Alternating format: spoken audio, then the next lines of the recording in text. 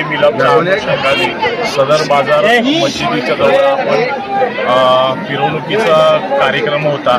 या ठिकाणी कबुतराला सोडून एक शांततेचं प्रतीक म्हणून कबुतराला सोडून चांगला संदेश दिलेला आहे।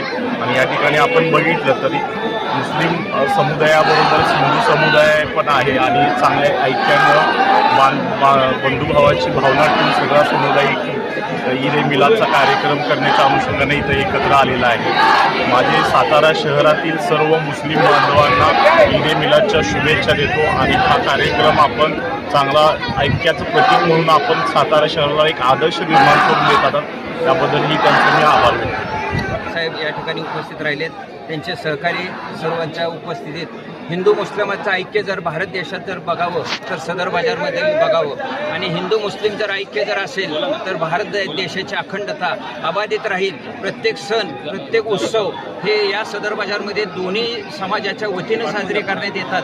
हे या आजच्या ईद ए मिलादचं हे आजचं हे आपल्याला संपूर्ण जे दृश्य बघायला मिळतं आहे हे त्याचं हे एक प्रकारचं प्रतीक आहे।